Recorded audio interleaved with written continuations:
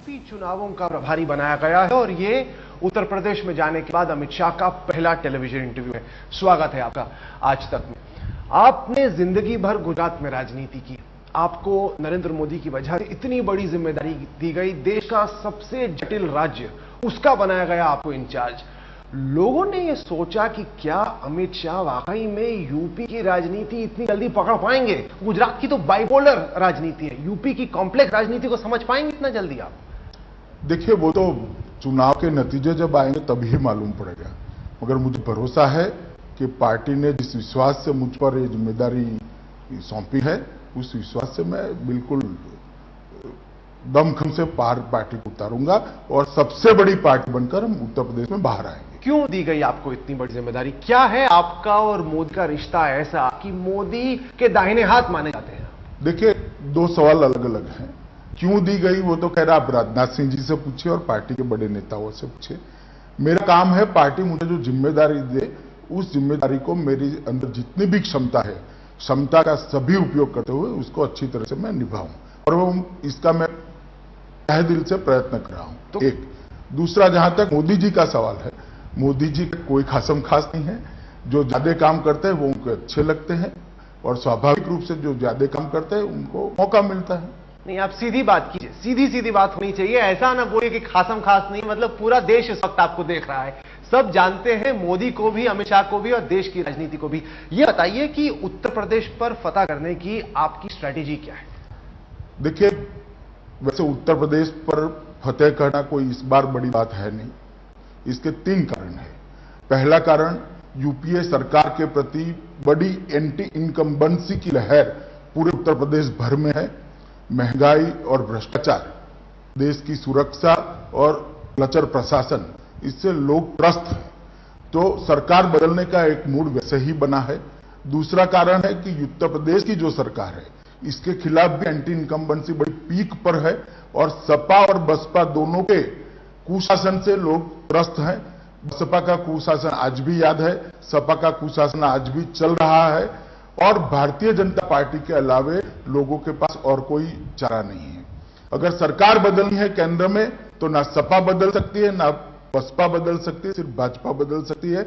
और इस बार परिवर्तन की लहर देश भर से सबसे ज्यादा अगर कोई एक जगह पे है तो वो उत्तर प्रदेश में। पर धारणा यह है कि अमित शाह को उत्तर प्रदेश इस वजह से भेजा गया है ताकि वहां पे हिंदू पोलराइजेशन हो। जमीन पर, सतह के नीचे अमित शाह मैसेज ये भेज रहे हैं कि किस तरीके से मुसलमानों का अपीजमेंट हो रहा है, हिंदुओं को जोड़ने की कोशिश कर रहे हैं। क्या यही आपकी रणनीति है कि मोदी के नाम पे हिंदुओं को जोड़? देखिए, मैं सीधे साधे संगठन का काम कर रहा हूं, मगर यूपी के हालात, जो लोग अभी शासन में हैं, उन्होंने ही ऐसे बना है कि पूरा चुनाव, मुझे लगता है चुनाव आते आते कम्युनलाइज हो जाएगा। 21 मुकदमे जो हार्डकोर टेररिस्ट के खिलाफ अलग अलग समय में दायर किए थे और वो लोग जेल में हैं, उनको जेल से छोड़ने की सिफारिश इस सरकार ने करी है। मैं कभी सोच ही नहीं सकता कि संविधान के तहत चलने वाली सरकार इस तरह का कोई स्टेप ले सकती है क्या? रोज बरोज के काम और विकास के कामों में भी अपीसमेंट के कारण बहुमत संख्या जो है हिंदू है, उसमें बड़ी नाराजगी प्रशासन के प्रति पड़ी हुई है। मुझे कुछ करने की जरूरत नहीं है। मुस्लिम अपीसमेंट करने के चक्कर में हिंदुओं को नाराज करने का काम मुलायम ने स्वतः कर लिया। आप कह रहे हैं कि मुलायम की सरकार, अखिलेश की सरकार चीजों को पोलराइज कर रही है, लेकिन हमने मुजफ्फरनगर के दंगों में देखा, आपका विधायक था संगीत सोम, जो कि झूठ मूठ के फर्जी क्लिप्स को सर्कुलेट कर रहा था ताकि लोगों में एक भावना पैदा हो माइनॉरिटी कम्युनिटी के खिलाफ। कौन कर रहा था ये काम? आपकी पार्टी का था वो? ये पुलिस का वर्जन है। एक बार इस चीज को कोर्ट में जाने दीजिए, कोर्ट में इस पर एक दफा भी संगीत सोम ने ये नहीं कहा कि उन्होंने नहीं किया। एक मिनट सुन तो लीजिए। ये इस बात को कोर्ट में जाने दीजिए, कोर्ट में बहस होने दीजिए, आप सबको मालूम पड़ जाएगा एक फर्जी मुकदमा था। एक बात। और आप इस क्लिपिंग्स को क्यों देख रहे हैं? जो घटना घटी उस पर प्रॉम्प्ट एक्शन क्यों नहीं लिए प्रशासन ने? अगर प्रॉम्प्ट एक्शन लिए जाते तो तुरंत वो बात वहीं दबती थी। क्यों रिएक्शन आया? रिएक्शन इसलिए आया कि प्रशासन ने एक तरफा कार्यवाही की। जब एक बड़ी संख्या के मन में ऐसा भाव खड़ा होता है कि प्रशासन एक तरफा कार्यवाही करता है, हमें अन्याय हो रहा है, तो लोगों में का गुस्सा उबलना बहुत बड़ा स्वाभाविक है, बड़ा स्वाभाविक है। अगर एक तरफा कार्यवाही नहीं होती तो कुछ नहीं होना था वहां पर। देश भर में ऐसी घटनाएं घटती है, कहीं पर उत्तर प्रदेश के अलावा दंगे नहीं होते, क्योंकि पुलिस अपना काम करती है, वो ना जाति देखती है ना धर्म देखती है। मगर उत्तर प्रदेश में आज पुलिस धर्म देखकर काम कर रही है, इसके कारण पोलराइजेशन। पर लग रहा है कि उत्तर प्रदेश में इस वक्त एक डबल गेम चल रहा है। एक तरफ नरेंद्र मोदी हैं जो कहते हैं कि शौचालय पहले आना चाहिए, देवालय बाद में। दूसरी तरफ आप हैं, आप जाते हैं, पहला काम आपने किया, आप अयोध्या गए, आपने बोला कि राम मंदिर यहीं बनेगा। विनय कटियार कानपुर के मंच पे खड़े होकर बोलते हैं कि हिंदुत्व और राम मंदिर का मुद्दा है चुनाव में। बाकी बीजेपी के नेता एकदम चुप है। तो ये क्या गेम चल रही है हिंदुत्व के नाम पे, राम मंदिर के नाम पे? साफ साफ बताइए कि राम मंदिर आपके एजेंडे पे है कि नहीं? देखिए, हमारे राष्ट्रीय अध्यक्ष जी ने बड़ी स्पष्टता से बात को स्पष्ट किया है, बार बार स्पष्ट किया है मीडिया के सामने कि राम मंदिर हमारा चुनावी एजेंडा नहीं है। मुझे लगता है इसके बाद भी मीडिया के अलावे और कोई ये नहीं कह रहा कि राम मंदिर हमारे एजेंडा। आप गए, आप खुद अयोध्या गए, सबसे पहला काम आपने कहा कि सबकी भावनाएं हम चाहते हैं और बनाएंगे यहीं पर राम मंदिर। आपने मेरा या तो मेरी बात ठीक से सुनी नहीं, या तो उसको आप गलत तरीके से पेश कर रहे हैं। मैंने कहा था कि मैंने राम भगवान के सामने प्रार्थना करी है कि देश कुशासन से मुक्त हो, कांग्रेस मुक्त भारत बने और यहां सबकी सहमति से बड़ा राम मंदिर का निर्माण हो, भव्य राम मंदिर का निर्माण हो, ऐसी मैंने प्रार्थना की है। ना भारतीय जनता पार्टी की कोई बात करी थी, ना चुनावी एजेंडे की बात करी थी। जहां तक मेरी प्रार्थना का सवाल है, वो मेरा अधिकार है और मैं आज भी कहता हूं कि राम लल्ला के सामने मैंने ऐसी प्रार्थना करी थी कि सबकी सहमति से, सबके सहयोग से वहां एक भव्य राम मंदिर बने और राम लल्ला अच्छी जगह पे, एक भव्य जगह पे विराजे। तो चलिए, आपने कहा कि राम मंदिर चुनावी मुद्दा आपके लिए नहीं है, तो हिंदुत्व उत्तर प्रदेश में खासतौर से अमित शाह के लिए, नरेंद्र मोदी के लिए कितना इंपॉर्टेंट? देखिए, मेरी पार्टी की पॉलिसी है किसी का अपीसमेंट न करिए, सबके साथ न्याय करिए। इसमें दो बात आती है, किसी का अपीसमेंट नहीं करना और सबके साथ न्याय करना। इसमें अगर किसी का अपीसमेंट होता है तो अपने आप दूसरे छोर की भावनाएं उभर कर आती है। इसको मैं नहीं रोक सकता। इसके लिए अगर कोई दोषी है तो अपीसमेंट करने वाला है।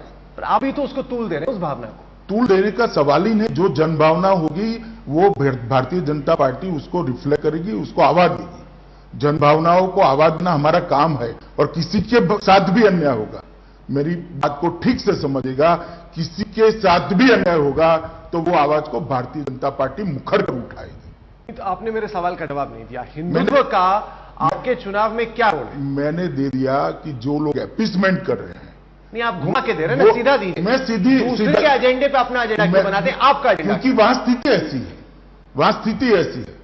जो अपीसमेंट हो रहा है सरकार के द्वारा, उस अपीसमेंट के कारण दूसरे छोर की भावनाएं आहत हुई है और वो सरफेस पर आ रही है। इसमें किसी ने उकसाया है, इस तरह की बात नहीं है।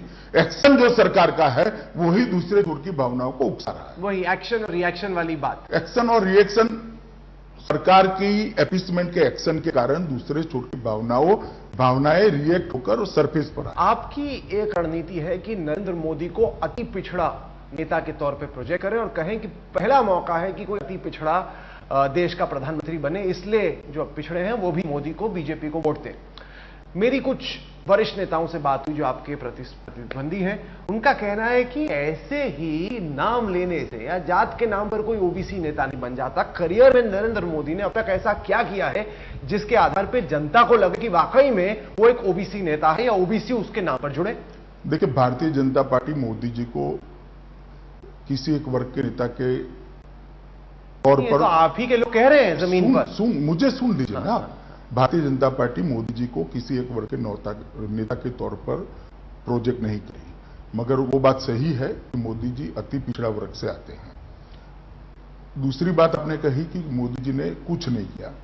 मैं आपको दावे के साथ कहता हूं कि मोदी के 12 साल के शासन में गुजरात में ओबीसी अगर देश भर में सबसे ज्यादा सुखी है, माली तौर पर, शिक्षा की बात में और उनका एम्पावरमेंट, तीनों चीजों में अगर ओबीसी सबसे ज्यादा सुखी कोई एक स्टेट में है तो मैं बेझिझक कह सकता हूं कि वो गुजरात में। और इस 12 साल से मोदी का शासन रहा है, तो मोदी ने कुछ नहीं किया ओबीसी के लिए, वो बात बिल्कुल सही नहीं है। मोदी के शासन में ही गुजरात में ओबीसी बड़े पैमाने पर आगे आया है, उनका एम्पावरमेंट हुआ है, उनकी शिक्षा की स्थिति को बदला गया है, उनकी माली स्थिति को भी बदला गया है, एक बात। और जहां तक उत्तर प्रदेश का सवाल है, ओबीसी आज तीनों पार्टियों से बहुत नाराज है, क्योंकि धर्म आधारित आरक्षण की बात तीनों पार्टियां करती है, और अगर धर्म आधारित आरक्षण आता है तो 50% की जो कैप लगी है उसके कारण एससी एसटी का तो कुछ नहीं जाएगा, क्योंकि वो संविधान संरक्षित बात है, और जो आरक्षण कम होगा वो ओबीसी का ही होगा। अगर धर्म आधारित आरक्षण, माइनॉरिटी का आरक्षण उत्तर प्रदेश में, फिर से खौफ पैदा कर रहे हैं। नहीं, खौफ पैदा नहीं कर रहा, मैं वास्तविकता बता रहा हूं। मैंने तो डिक्लेयर नहीं किया कि 18% माइनॉरिटी को रिजर्वेशन देंगे, मेरी पार्टी इसके खिलाफ है, संविधान सम्मत नहीं है इस चीज से कि किसी भी धर्म विशेष को रिजर्वेशन दिया जाए, संविधान इसके खिलाफ है। फिर भी पार्टियां लघुमती के वोट की लालच में, माइनॉरिटी के वोट की लालच में इसको उछाल रही है। चलिए, इसका रिएक्शन ओबीसी में जरूर है, ओबीसी नाराज है कि हमारे मुंह का निवाला छीनकर माइनॉरिटी को देने की ये बात है। माइनॉरिटीज का आपने जिक्र किया, मुसलमानों में खासतौर से काफी शंका है नरेंद्र मोदी को लेकर, काफी लोग खौफजदा हैं। आपके हिसाब से अगर नरेंद्र मोदी प्रधानमंत्री बनते हैं तो उनका, अमित शाह का माइनॉरिटी कम्युनिटी से रिश्ता कैसा? देखिए, इसमें कोई नई बात नहीं है। मोदी सत्ता के केंद्र के लिए कोई फॉरेन एलिमेंट नहीं है। मोदी जी 13 साल से गुजरात में मुख्यमंत्री। गुजरात की राजनीति और देश की राजनीति में बहुत फर्क है। मुझे सुन लीजिए ना, मेरी बात खत्म होने के बाद आप आपका बात। हाँ। मोदी जी 13 साल से गुजरात के मुख्यमंत्री हैं। 13 साल से यहां पर उनका प्रशासन चल रहा है और बेरोक-टोक चल रहा है। कोई चुनौती नहीं है इस प्रशासन के सामने, ना राजनीतिक चुनौती है, ना पब्लिक में चुनौती है। और मैं आपको बताता हूं कि भारत सरकार ने जो कमीशन अपॉइंट किया, उस कमीशन की रिपोर्ट के, सच्चर कमीशन की मैं बात कर रहा हूं, रिपोर्ट के हिसाब से मुसलमान अगर सबसे ज्यादा सुखी कोई एक स्टेट में है तो वो स्टेट गुजरात है। माइनॉरिटी का जहां तक सवाल है, जब पूरे स्टेट को बिजली जाती है तो माइनॉरिटी के घर में भी बिजली जाएगी। पूरे स्टेट में रोड्स बनते हैं तो उसका उपयोग माइनॉरिटी भी करेगा। पूरे स्टेट के शिक्षा का अपग्रेडेशन होता है तो उसका उपयोग माइनॉरिटी के बच्चों के लिए भी होगा। पूरे स्टेट में स्वास्थ्य सुविधाओं का अपग्रेडेशन होता है तो उसका फायदा बीमार माइनॉरिटी के लोगों को भी होगा। माइनॉरिटी और मेजोरिटी के चक्कर से बाहर निकल जाइए। ये एरा हिंदुस्तान में खत्म हो चुका है। डेवलपमेंट के आधार पर पूरा हिंदुस्तान वोट करने जा रहा है। राहुल जी, आप दशकों पीछे की बात कर रहे हैं। पर हकीकत यह है कि मुस्लिम पोलराइजेशन इस वक्त हो रहा है मोदी के नाम पर। बाकी पार्टियां खौफ भी पैदा कर रही हैं और मुसलमानों में भी आशंका है, चिंता है मोदी को लेकर। तो मोदी क्यों नहीं थोड़ा रीच आउट करते हैं, थोड़ा सा? कई लोगों ने यह कहा कि अगर फर्ज कीजिए 2002 के दंगों के लिए वो तहे दिल से माफी मांगते हैं तो शायद मुसलमानों में जो चिंता है मोदी को लेकर कि अगर वो पीएम बना तो न जाने क्या होगा, वो उनके दिल से दूर। मुसलमानों की चिंता कम करने का जिम्मा आप हम लोगों पे छोड़ दीजिए। आप इसकी चिंता मत करिए। कोई मुसलमान नाराज नहीं है, ना खौफजदा है। विपक्षी पार्टियां इसका जितना प्रचार करेगी, मैं मानता हूं इतना ही उनका नुकसान होगा। नहीं, जैसे हम देख रहे हैं कि सिंबलिज्म काफी हो गया है। हमने कई सारे रैली से पहले देखा कि बीजेपी की तरफ से नोटिस निकला कि आप टोपी पहन के आइए, आप स्कल कैप पहन के आइए, आप शेरवानी पहन के आइए। ये तमाशा करने की क्या जरूरत? ये सब मीडिया की नहीं, हमारे पास वो चिट्ठी है, हमने मुख्तार अब्बास नकवी को दिखाई, बीजेपी माइनॉरिटी कमेटी की वो चिट्ठी है बाकायदा लेटर हेड के ऊपर, जिसमें कहा कि अगर आप रैली के लिए आए तो आप कोशिश कीजिए स्कल कैप पहन के आए, शेरवानी पहन के आए। देखिए, क्या जरूरत है सिंबलिज्म? या तो ये चिट्ठी फर्जी नहीं, उन्होंने माना कि ऐसी निकली चिट्ठी। मेरी बात पूरी तो होने दीजिए राहुल जी, आप क्यों नहीं जल्दबाजी कर रहे हैं? या तो ये चिट्ठी फर्जी होगी। नहीं, फर्जी नहीं है। या तो निजी तौर पर किसी नीचे के माइनॉरिटी सेल, अरे सुनिए भाई, नीचे स्तर पर किसी कार्यकर्ता ने अति उत्साह में आकर करा होगा। पार्टी ने ऐसी ना कोई सूचना दी है। जयपुर में भी ऐसा हुआ, भोपाल में पार्टी ने ना ऐसी कोई सूचना दी है, ना पार्टी के ओर से ऐसा कोई प्रयत्न हुआ। नहीं, क्योंकि आपकी पार्टी सिंबलिज्म के खिलाफ है और फिर आप कह रहे हैं कि शेरवानी पहन के आइए, टोपी पहन के आइए, तो यही तो वो सिंबलिज्म है जिसके खिलाफ मैं बिल्कुल डिनाई करना चाहता हूं। पार्टी की ओर से ऐसा कोई प्रयत्न नहीं हुआ। पार्टी में किसी व्यक्ति ने निजी तौर पर अपने आप, जगह जगह, जयपुर में भी निजी तौर पे, भोपाल में भी निजी तौर पे, दिल्ली में भी निजी तौर पे, कानपुर में भी निजी तौर पे, हो सकता है निजी तौर पे किसी ने किया होगा, मगर मैं अधिकृत रूप से इसको डिनाइड करता हूं। पार्टी ने ऐसा कोई प्रयत्न नहीं किया, ना पार्टी कभी करी। आपके हिसाब से यूपी में अमित शाह के जाने से क्या फर्क पड़ा है, कितनी स्थिति आपकी सुधर गई है? आज अगर चुनाव होते हैं तो बीजेपी को कितनी टिकटें मिलेंगी? देखिए, अमित शाह के जाने से कोई फर्क नहीं पड़ता। चलिए, मोदी के नाम पर कितना असर मोदी के नाम पर बहुत बड़ा फर्क है, क्योंकि जिन चीजों से एंटी इनकम्बेंसी जनरेट हुई है, जिन चीजों से सरकार के प्रति, शासन के प्रति नाराजगी है, उन सभी चीजों का जवाब लोग मोदी में देख रहे हैं। इसके कारण मोदी के नेता घोषित होने से यूपी में बहुत बड़ा फायदा है। मैं सीटों के अंदाज पे अभी जाना नहीं चाहूंगा, क्योंकि चुनाव की काफी देर है, प्रत्याशी भी सभी पार्टियों के घोषित नहीं हुए हैं, सीटों का आंकड़ा भी देना मुनासिब नहीं होगा। मगर मैं इतना बिल्कुल विश्वास से कह सकता हूं, उत्तर प्रदेश में भारतीय जनता पार्टी सबसे बड़ी पार्टी बनने जा रही है और सर्वाधिक सीट जीतकर हम उत्तर प्रदेश में एक बड़ी पार्टी के रूप में उभरेंगे। यूपी की कौन सी सीट से नरेंद्र मोदी चुनाव लड़ेंगे? नरेंद्र मोदी ने कहां से चुनाव लड़ना वो अभी तय नहीं हुआ है। नरेंद्र मोदी ने कभी अपनी सीट अपने आप तय नहीं करी है, पार्टी तय करेगी, और पार्टी तय करेगी तब मैं विश्वास दिलाता हूं राहुल जी, एक सेकंड की भी देरी करे वगैरह मीडिया से हम शेयर कर लेंगे। आप लोगे चैलेंज, आप खुद लड़ोगे यूपी से? मेरा लड़ना न लड़ना बहुत देर की बात, अभी तो मेरा काम यूपी का संगठन ठीक करना है और वो मैं कर रहा हूं। मैं आगे बढ़ने से पहले एक सवाल और आपसे पूछना चाहता हूं, वो ये कि इतने सारे बीजेपी में शीर्ष नेता हैं, कई यूपी से आते हैं, यूपी की राजनीति को समझते हैं, तो ये जिम्मेदारी आप ही को क्यों दी गई? सबसे बड़ा चैलेंज अमित शाह को ही क्यों दिया गया? मैंने भी बहुत सोचा, मगर मेरे पास समय की विपुलता है, समय सबसे ज्यादा है, इसके अलावा और कोई कारण नहीं दिखता। चलिए, जहां एक तरफ अमित शाह उत्तर प्रदेश की राजनीति में सक्रिय हैं, वहीं दूसरी तरफ आपका इतिहास भी है, एक ऐसा इतिहास जिसमें आप पर चार्जशीट है, आप पर बहुत संगीन मुकदमे हैं, और साथ के साथ चर्चा यह हो रही है कि जो दूसरी इशरत जहां की चार्जशीट आने वाली है, उसमें हो सकता है कि अमित शाह का नाम हो। आपसे सीबीआई 2 दफा पूछताछ कर चुकी है। आपको चिंता है कि चार्जशीट में आपका नाम हुआ तो आपका राजनीतिक करियर, यूपी का आपका मिशन टाइम फिस? देखिए, चिंता मुझे जरा भी नहीं, क्योंकि मैं नहीं मानता कि मेरे कारण यूपी का काम पिकअप हुआ है, ऐसा मैं नहीं मानता। यूपी में लाखों कार्यकर्ता, कर्मठ कार्यकर्ता है, सब इकट्ठा मिलकर मेहनत कर रहे हैं, और जो एटमॉस्फेयर बना है वो एटमॉस्फेयर को अब कोई रोक नहीं सकता। एक बात, जहां तक मुझ पे आरोपों का सवाल है, ये फर्जी चार्जशीट मुझ पर जो दायर किया गया सीबीआई के द्वारा, उसके पहले मुझ पे एक भी मुकदमा मेरे 49 साल के जीवन में कभी दायर नहीं हुआ। ये पहला चार्जशीट हुआ है, वो भी एनकाउंटर का हुआ है, एक एंटी नेशनल के एनकाउंटर का हुआ है, और मैं दावे से कहता हूं कि फर्जी चार्जशीट है, और हाईकोर्ट ने भी उसको स्वीकार किया है कि कोई प्राइमा फेसी केस नहीं है, इसलिए मेरा बेल दिया है, और उसी फैसले को सुप्रीम कोर्ट ने भी एक्सेप्ट किया है कि कोई प्राइमा फेसी केस नहीं बनता। नहीं, अभी तो आपको सिर्फ बेल मिली है। चार्जशीट अगर होती है, आपका नाम उसमें आ रहा है, तो कोर्ट को अलग तय करना होगा। बेल के जजमेंट के अंदर लिखा है कि सीबीआई के लॉयर कोई प्राइमा फेसी केस कोर्ट के सामने नहीं रख सके, इसलिए हम बेल देते हैं। अभी डीजी वंजारा, आप तो उनको बहुत अच्छे से जानते हैं, आपके साथ उन्होंने बहुत दिनों तक काम किया, बट आला पुलिस अफसर है। जी। उन्होंने चिट्ठी लिखी, उस चिट्ठी में उन्होंने लिखा कि जो भी फेक एनकाउंटर्स की पॉलिसी थी गुजरात की, जितने भी एनकाउंटर हुए, वो सारे के सारे अमित शाह की जानकारी, द पावर्स दैट बी, यानी उस वक्त आप उनके मंत्री थे, द पावर्स दैट बी उनकी जानकारी में थे, और उन्हीं के पॉलिसी डायरेक्शंस के तहत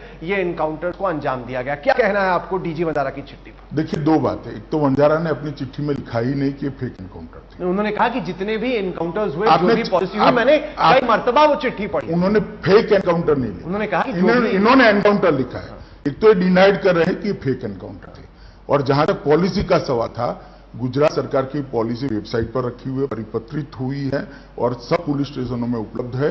हर पुलिस अफसर ने सीआरपीसी के हिसाब से काम करना, ये गुजराती सरकार की पॉलिसी नहीं। पर ऐसे ही इनोसेंट्स को जाके मार देना, ये कहां की पॉलिसी हुई?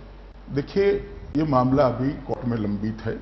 मुझे भरोसा है कि एक बार कोर्ट में पूरा केस चल जाएगा, तभी तय हो पाएगा कि फेक एनकाउंटर था या नहीं था। क्योंकि डीजी वंजारा की चिट्ठी से मैं पढ़ कर सुनाना चाहता हूं, वो आपके बारे में बहुत कह रहे हैं कि आपने मिसमैनेज किया एक सेंसिटिव डिपार्टमेंट को, पुलिस जैसे, आपने British policy of divide and rule आपने इंप्लीमेंट की, और जितनी भी चीजें हुई वो सारी की सारी आपकी जानकारी में थी और आपके निर्देश के तहत ही की गई। खत्म हो गई बात आपकी? मैं चिट्ठी से पढ़कर सुना। देखिए, इन्होंने चिट्ठी की शुरुआत में किया है कि मैंने कोई गलत काम नहीं किया। मैंने मतलब वंजारा ने, हमने देशभक्ति का काम किया है, और ये एनकाउंटर फेक है ऐसा वंजारा एक्सेप्ट नहीं करते। मतलब ये एनकाउंटर सत्य है, इसकी लाइट में चिट्ठी लिखी गई है। अब आप पढ़िए। नहीं, तो मैं आपसे सीधा सीधा सवाल पूछता हूं, क्या आपने अमित शाह किसी भी फेक इनकाउंटर को अपने मिनिस्टर ऑफ स्टेट होम रहते परमिशन दी? जी नहीं। आप साफ दिल से ये कह सकते हैं? मैं कह दिया, क्योंकि लोग आपके बॉडी लैंग्वेज को भी इस वक्त मेरा दिल साफी है और मैंने एफिडेविट पे सुप्रीम कोर्ट के सामने कहा है। तो फिर क्यों है कि जब भी फेक इनकाउंटर का जिक्र होता है, एक नहीं 4 फेक इनकाउंटर, हमेशा ये निकल के आता है कि अमित शाह ही मास्टरमाइंड थे? देखिए, अब अगर आप इतना ही इसकी बात को लंबा खींच रहे तो मैं थोड़ा आपसे भी पूछना चाहता हूं, क्योंकि आपके जरिए मैं पूरी मीडिया को पूछना चाहता हूं। मैं जिस कालखंड में गुजरात में गृह मंत्री रहा, उसी कालखंड में देश भर में 1500 से ज्यादा एनएचआरसी के हिसाब से एनकाउंटर्स हुए हैं। 1500 से ज्यादा। सबसे कम एनकाउंटर होने वाले स्टेट में नीचे से चौथा नंबर गुजरात का है। गुजरात में 17 एनकाउंटर हुए और 1500 एनकाउंटर में से 18 ही एनकाउंटर की जांच हुई है, उसमें से 17 गुजरात के हैं। तो बाकी के 1485 एनकाउंटर जो है उसकी जांच क्यों नहीं हो रही? वो बात दुरुस्त है। नहीं, वो उस पे मेरा कोई वो सवाल बात नहीं, दुरुस्त लेकिन नहीं है। जिन 4-5 एनकाउंटर से हम जिक्र कर रहे हैं, मेरी बात सुनिए, मेरी बात आप खत्म नहीं होने देते। 1485 एनकाउंटर में से एक भी एनकाउंटर की जांच इसलिए नहीं हो रही क्योंकि इसमें अमित शाह गृहमंत्री नहीं था और उसमें नरेंद्र मोदी मुख्यमंत्री नहीं था। ये नरेंद्र मोदी को और भारतीय जनता पार्टी को टारगेट बनाने के लिए की गई कि कुछ एनजीओ और कांग्रेस दोनों ने मिलकर की गई ये साजिश है। एनकाउंटर में सबसे पहला नंबर महाराष्ट्र और उत्तर प्रदेश का है, एक भी एनकाउंटर की जांच नहीं है। दूसरा नंबर महाराष्ट्र का है, एक भी एनकाउंटर की जांच नहीं है। तीसरा नंबर बिहार का है, एक भी एनकाउंटर की जांच नहीं है। दिल्ली जो सेंट्रल गवर्नमेंट के अंदर में आता है, वहां भी एनकाउंटर हुए, एक भी एनकाउंटर की जांच नहीं है। मैं जांच पर ही सवाल उठाता हूं कि जांच इसलिए हो रही है कि मोदी को कटघरे में खड़ा करना चाहते, राजनीति के मैदान में लड़ नहीं सकते, इसलिए एक पासा जुडिशियल प्रोसीडिंग्स खड़े कर करके क्वेश्चन मार्क खड़े करना चाहते हैं। पब्लिक सब जानती है, प्रजा सब देखती है, कान भी खुले हैं, आंख भी खुली है। और गुजरात में जहां तक एनकाउंटरों का सवाल है, एक भी एंटी सोशल का भी एनकाउंटर नहीं हुआ। जितने भी एनकाउंटर हुए सबके सब एनकाउंटर एंटी नेशनल्स के हुए। गुजरात में एक भी एनकाउंटर ऐसा नहीं है जो सिर्फ गुजरात पुलिस ने किया है। जितने भी एनकाउंटर हुए उसमें दूसरे स्टेट की पुलिस भी इन्वॉल्व है और सेंट्रल आईबी भी इन्वॉल्व है। सेंट्रल आईबी और दूसरे स्टेट की पुलिस पर अमित शाह या नरेंद्र मोदी का कंट्रोल नहीं है, मगर जांच गुजरात से रुक जाती है। क्यों हैदराबाद के गृह मंत्री की अरेस्ट नहीं होती? क्यों हैदराबाद के उस वक्त के मुख्यमंत्री वायएसआर रेड्डी पे सवाल जवाब नहीं कर जाते थे? जब ईश्वर जहान का एनकाउंटर था, सेंट्रल आईबी का रोल है, क्यों चिदम्बरम की पूछताछ नहीं होती? क्यों प्रधानमंत्री की पूछताछ नहीं होती? ये सब इसलिए किया जा रहा है कि मोदी के खिलाफ कोई और बात नहीं है। ऐसा हुआ खड़ा कर कर एक प्रचार कर कर पब्लिक के माइंड को डाइवर्ट किया। मैं एक सवाल पूछूं, आपने अपनी बात कही जी, आप गृह मंत्री थे, वंजारा इनकाउंटर स्पेशलिस्ट थे। जब वंजारा इनकाउंटर स्पेशलिस्ट नहीं रहे और ये बातें निकल के आई, क्या उसके बाद लश्कर-ए-तैयबा ने नरेंद्र मोदी पर निशाना साधना बंद कर दिया? क्या थ्रेट परसेप्शन सब खत्म हो गया उसके फौरन बाद? आपको मालूम नहीं है इसके बाद भी थ्रेट परसेप्शन है? कोई भी इनकाउंटर नहीं हुआ? एनकाउंटर हुआ नहीं हुआ वो छोड़िए, इसके बाद भी इसी तरह का इनपुट है। इसके बाद भी इनपुट गुजरात पुलिस को दिए गए। इसके बाद भी सेंट्रल आईबी आज भी इनपुट भेज रही है। और आप सेंट्रल आईबी को, मुझे लगता है आपका लेसन थोड़ा कम है। हाँ। सेंट्रल आईबी को थोड़ा पूछ लीजिए, आज भी देश भर में लश्कर-ए-तैयबा हो या किसी भी जिहादी संगठन हो, उसका सबसे बड़ा निशाना अगर कोई है तो श्री नरेंद्र मोदी। क्योंकि माना यह गया कि चूंकि आप थोड़ा नेशनल एक इमेज देना चाहते थे कि वो कट्टर हैं, आतंकवादियों के खिलाफ लड़ेंगे, इस वजह से आपने इन बेचारे लोगों को मरवा दिया, ऐसा आपके प्रतिद्वंदियों का कहना है, मोदी की एक लार्जर देन लाइफ इमेज बनाने के चक्कर। भैया, इमेज बनाने के लिए कोई एनकाउंटर की जरूरत नहीं थी, ये आप लोगों ने वैसे ही बना दिया। मीडिया के लोगों ने वैसे बना के रखा। एमआई साहब नहीं रहे उसके बाद मतलब कोई जरूरत ही नहीं पड़ी, कोई आया, मतलब थ्रेट तो एक दूर की बात है, मतलब किसी को मारने की जरूरत नहीं पड़ी, कोई एनकाउंटर करने की जरूरत नहीं पड़ी। दो बात है, मैंने आपको बताया कि सभी एनकाउंटर में या तो कोई और राज्य की पुलिस इन्वॉल्व है या तो सेंट्रल आईबी इन्वॉल्व है, किसी एक स्टेट का काम नहीं है। मगर जब जांच होती है तब गुजरात पे जाकर ही जांच रुक जाती है। चलिए, ये आपने बात की, आप इसको लाजमी तौर पे राजनीतिक मुद्दा बना रहे हैं, लेकिन ये राजनीतिक मुद्दा नहीं बना रहा, राजनीतिक मुद्दा नहीं बना रहा, ये जांच ही राजनीतिक है। ये जांच ही राजनीति। आपके जो सुप्रीम कोर्ट का डायरेक्शन सुप्रीम कोर्ट से आ रहे हैं, सुप्रीम कोर्ट का डायरेक्शन सच्ची जांच करने का है। जांच सच्ची होती नहीं है, जांच पॉलिटिकल होती है। और अगर ऐसी ही पीआईएल हो जाए और इसी तरह से जांच हो तो देश का एक भी राजनेता जेल में जाने से नहीं बचेगा। आप ये कह रहे हैं, लेकिन क्योंकि सीबीआई ये कह रहा है कि हो सकता है कि सेकंड चार्जशीट में आपका नाम हो, अगर आपका नाम हुआ तो फिर उत्तर प्रदेश के प्लान्स का क्या होगा? अरे भाई मैंने ये आपको बताया, मेरा नाम है या नहीं वो तो समय बताएगा। मगर जहां तक उत्तर प्रदेश का सवाल है, उत्तर प्रदेश भारतीय जनता पार्टी के पास बहुत से अनुभवी कार्यकर्ता है, हजारों कार्यकर्ता है, और भारतीय जनता पार्टी के पास भी सैकड़ों लोग हैं जो उत्तर प्रदेश को नहीं। तो अगर चार्जशीट में नाम आता है तो आपका मिशन यूपी जारी रहेगा या गुजरात में बैठना पड़ेगा आपको? अरे आप क्यों काल्पनिक बातें कर रहे हैं? सीबीआई को चार्जशीट में नाम तो डालने दीजिए अभी। क्योंकि लोग ये कहते हैं कि अगर नरेंद्र मोदी की कोई कमजोर कड़ी बन सकता है तो वो अमित शाह। देखिए, मजबूत कड़ी बनेगा, कमजोर कड़ी बनेगा, वो समय बता देगा आपको। आप थोड़ा समय की राह देखिए, काल्पनिक बातें मत करिए और समय को अपना काम करने दीजिए। आपको नहीं लगता कि मोदी ने एक बहुत बड़ा रिस्क लिया आपको प्रोजेक्ट करते हुए, जानते हुए कि आप पर किस तरह के चार्जेस हैं, आपको प्रोजेक्ट किया? अगर चुनाव से पहले आपका चार्जशीट में नाम आ जाता है तो कांग्रेस और आपकी बाकी ओपोनेंट्स तो उसको बहुत बड़ा मुद्दा बनाएंगे। देखिए, पहले भी सोहराबुद्दीन का मुद्दा बनाया था, उसके बाद में गुजरात के चुनाव हुए, स्थानीय इकाइयों के चुनाव हुए, गुजरात असेंबली के चुनाव हुए। हिंदुस्तान गुजरात नहीं, जनता ने ये बात नहीं मानी। गुजरात की जनता अलग है, देश की जनता अलग है। हिंदुस्तान में मोदी अभी कभी गए नहीं है, अब जा रहे हैं। तो आपको लगता है कि आप पर अगर नकेल कसने की कुछ भी गलत करेंगे तो वो बूमरैंग ही साबित होगा। जनता इसके साथ नहीं खड़ी रहेगी। आपको उम्मीद है कि सहानुभूति बन जाएगी आपके पक्ष में? जो होगा वो होगा, मगर बूमरैंग साबित होगा करने वालों के लिए। आप मेरी बात लिख कर रखिएगा, हम जनता के सामने बोल रहे हैं। अगर कुछ भी गलत करने का ट्राई करेंगे तो बूमरैंग होगा। इस इंटरव्यू के आखिरी हिस्से में मैं फोकस करना चाहता हूं आपके मिशन 272 पर, जहां यूपी में हम देख रहे हैं कुछ स्पार्क है, बिहार में कुछ चर्चा हो रही है, लेकिन अभी भी कई सारी पॉलिटिकल पार्टीज ऐसी हैं जो कि नरेंद्र मोदी से वास्ता नहीं रखना चाहती। ऐसी पार्टियां जिन्होंने अटल बिहारी वाजपेयी की सरकार में हिस्सा लिया लेकिन जो मोदी से बहुत दूर रहना चाहती हैं। ममता बनर्जी हुई, नवीन पटनायक हुए, तो इनके अलावा आप कैसे बनाएंगे सरकार? आप पॉलिटिकल हिस्ट्री से देखते नहीं है राहुल जी। जब पहले भी अटल जी की सरकार बनी, जब हमारे पास बहुमत कम था, तब कोई हमारे साथ में नहीं था। जैसे ही हम 180 क्रॉस कर गए, सब हमारे साथ आ गए। हिंदुस्तान के इतिहास में 180 का आंकड़ा जादुई आंकड़ा है। जो 180 क्रॉस करता है वो अच्छा होता है, 180 जो क्रॉस नहीं कर सकता वो उसके साथ लोग नहीं। तो आप ये कह रहे हैं कि इस वक्त पाखंड हो रहा है जनता के साथ? नहीं, पाखंड आया, ममता बनर्जी भी आएंगी, सब अपने, नवीन पटनायक भी आएंगे। कोई अपने पते चुनाव के पहले स्वाभाविक रूप से नहीं खुलता है। चुनाव आने के बाद बहुमत किसका है, किसको किसकी सीटें मिलते हैं, उसके बाद ही सब लोग निर्णय करते हैं। उत्तर भारत के और पश्चिम भारत के अगर हम नीचे जाते हैं तो कुछ हद तक पॉलिटिकल अनटचेबिलिटी सी है मोदी की। कहा जाता है कि जयललिता जी से उनके बड़े अच्छे रिश्ते हैं, लेकिन 2 दफा चेन्नई चले गए। कई सीनियर सोर्सेज ने हमें बताया कि वो चर्चा कर रहे थे कि जयललिता से उनकी मुलाकात हो जाए, लेकिन नहीं, ऐसी कोई ट्राई नहीं हुआ। ये मीडिया की बात है। नहीं, वहां पे चेन्नई में लोग हैं। अरे ऐसी कई बातें नहीं, कभी बात नहीं हुई भैया। जयललिता जी की शपथ में वो गए, इनकी शपथ में जयललिता जी आई, प्रकट रूप से सब मिले हैं, कोई अनटचेबिलिटी नहीं। ये चंद्रबाबू नायडू से आप लोग रिश्ता जोड़ रहे हैं कि नहीं जोड़ रहे हैं? क्या बन रहा है, क्या पक रहा है? देखिए, अभी तो मीटिंग हुई है, कुछ तय नहीं हुआ है। जो होगा वो मीडिया को अपने आप स्वतः ही मालूम पड़ जाएगा।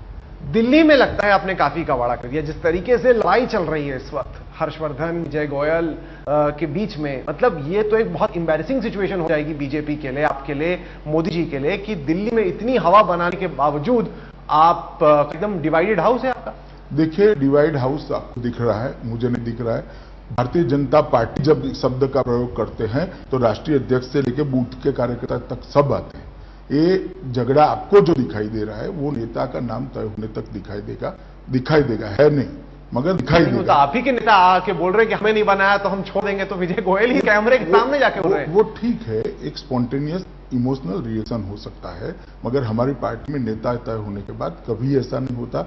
एकजुट होकर लड़ते हैं और हम इस तरह से चुनाव लड़ेंगे कि दिल्ली में भी भारतीय जनता पार्टी की सरकार आएगी। आप देखिएगा, नेता तय होने के बाद कोई डिवाइड हाउस नहीं दिखेगा। तो आप नेता तय करने वाले हैं, आपको लग रहा है कि विजय गोयल मानेंगे इसको? वो प्रोसेस में है नेता तय का नाम तय करने का। जैसे तय होगा आपको मालूम पड़ जाएगा। चलिए अमित शाह साहब, आपने आज तक को वक्त दिया, आपने अपनी बात रखी, आपने सवालों के जवाब भी दिए, क्योंकि अब तक सवाल तो बहुत सारे थे, लेकिन अमित शाह मौजूद नहीं थे उन सवालों का जवाब देने के। पहली दफा आपने सवालों के जवाब दिए, इसके लिए आपका बहुत बहुत शुक्रिया।